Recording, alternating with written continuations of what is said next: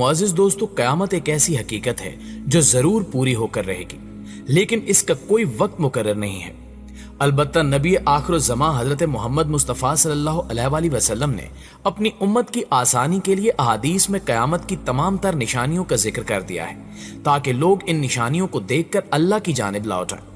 انہی نشانیوں میں سے ایک نشانی حضرت امام مہدی کا ظہور بھی ہے، جس کے ہونے میں کوئی شک نہیں، کیونکہ بیشتر احادیث میں آپ کے ظہور کی خبر ملتی ہے۔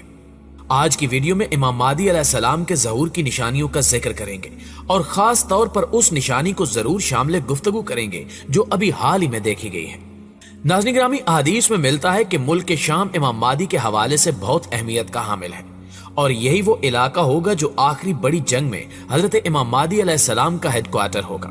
لیکن یہی وہ خطہ ہوگا جو آپ کے خلاف منظم ہوگا، اور یہیں سے ایک لشکر نکلے گا جس کا سربراہ سفیانی نامی شخص ہوگا، اور وہ آپ کے خلاف جنگ کرے گا۔ اور جب یہ لشکر مکہ اور مدینہ کے درمیان پہنچے گا تو اس پورے لشکر کو زمین میں دھنسا دیا جائے گا۔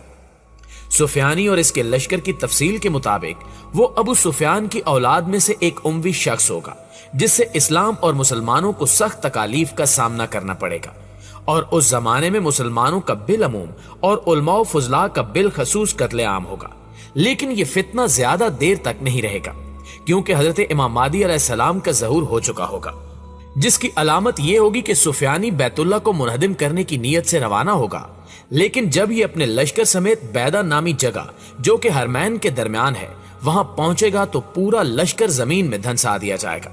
اس سے متعلق حضرت ابو ہریرہ رضی اللہ تعالی عنہ نقل کرتے ہیں کہ رسول خدا نے فرمایا کہ امک کے اطراف سے سفیانی نامی ایک شخص خروج کرے گا، جس کے عام پیروکار قبیلہ کلب کے لوگ ہوں گے۔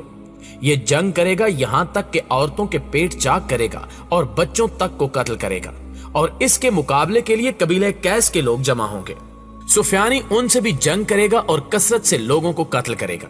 یہاں تک کہ مقتولین سے کوئی وادی خالی نہ بچے گی۔ اس دوران میرے اہل بیت میں سے ایک شخص کا ظہور حرم الہی مکہ مکرمہ میں ہوگا۔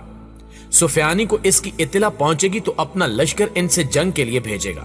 یہاں تک کہ جب مقام بیدہ میں پہنچے گا تو ان سب کو زمین میں دھنسا دیا جائے گا۔ اس سلسلے میں حضرت مولانا محمد ادریس کاندھلوی تحریر فرماتے ہیں کہ اس لشکر کا زمین میں دھنسنا فتنہ سفیانی کی نشانی ہوگی، اور سفیانی کا خروج دراصل امام مہدی کے ظہور کی علامت ہوگا۔ اور اس سلسلے میں بہت سی احادیث تواتر معنی کے ساتھ وارد ہوئی ہیں، جن میں ملتا ہے کہ اس پورے لشکر میں سے صرف ایک شخص زندہ بچے گا جو لوگوں کو آ کر لشکر کے زمین میں دھنس جانے کی خبر دے گا۔ چنانچہ حضرت کاندھلوی ہی تحریر فرماتے ہیں کہ ان لوگوں میں سے صرف ایک مخبر زندہ بچے گا، اور کہ امام مہدی کے ظہور سے قبل صرف سفیانی کا خروج ہوگا، بلکہ بہت سے اور لوگ بھی خروج کریں گے۔ چنانچہ کچھ لوگ مصر سے خروج کریں گے، کچھ مغربی جانب سے اور کچھ جزیرۃ العرب سے۔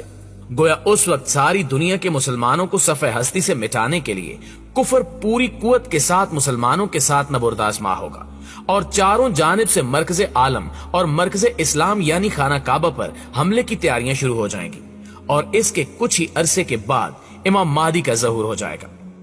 دوستو، امام مہدی کے ظہور کی نشانیوں میں سے ایک نشانی یہ بھی ہے کہ عنقریب آسمان سے خوفناک دھماکے کی آواز آئے گی، اور یہ آواز اس قدر ہولناک ہوگی کہ پوری انسانیت لرز کر رہ جائے گی۔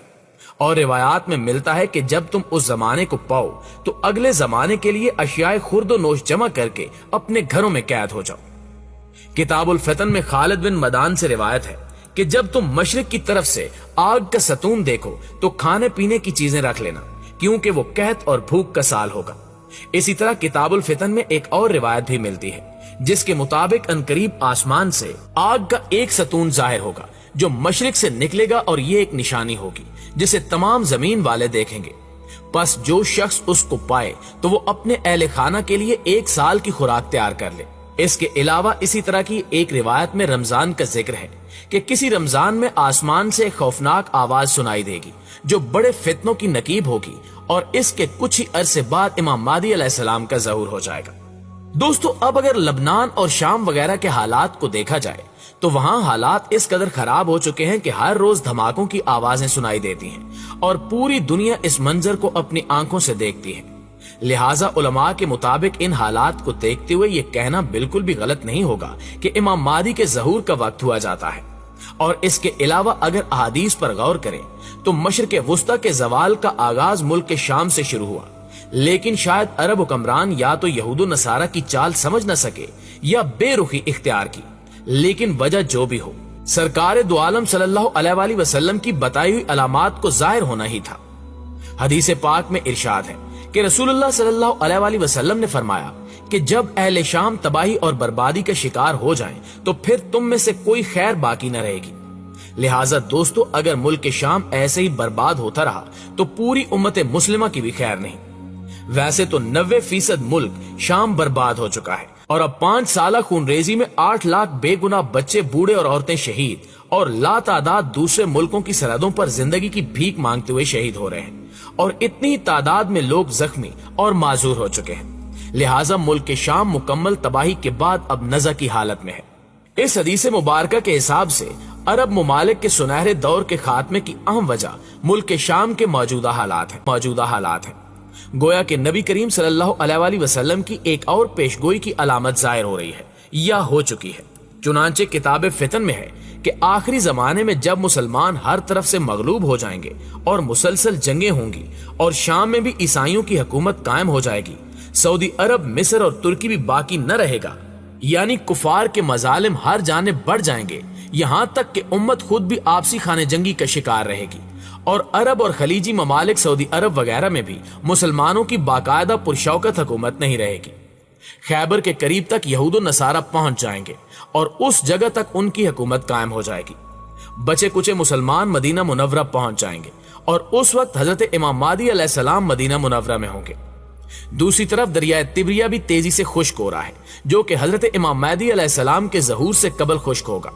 اس لیے جب مشرق وسطی کے حالات کو، خصوصاً مسلمانوں اور ساری دنیا کے حالات کو دیکھتے ہیں تو صاف نظر آتا ہے کہ دنیا ہولناکیوں کی جانب بڑھ رہی ہے اور غزوہ ہند قریب ہے۔ لیکن سوال یہ پیدا ہوتا ہے کہ اس کا مرکز کون سا خطہ ہوگا؟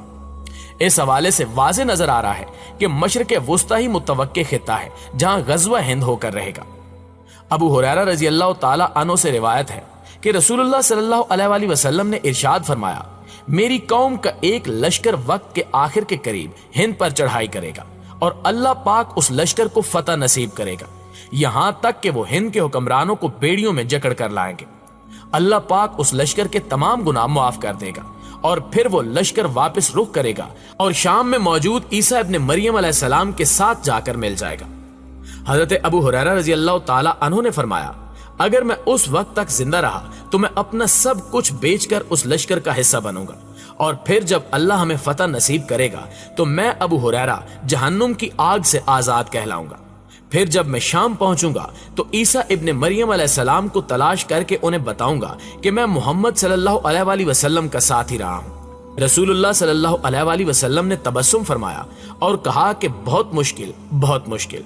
آنے والے ادوار بڑے پرفتن نظر آتے ہیں، اور اس کے متعلق بھی سرکار دو عالم صلی اللہ علیہ وآلہ وسلم نے فرمایا کہ میری امت پر ایک ایسا دور آئے گا جس میں فتنے ایسی تیزی سے آئیں گے جیسے تسبیح ٹوٹ جانے سے تسبیح کے دانے زمین کی طرف آتے ہیں۔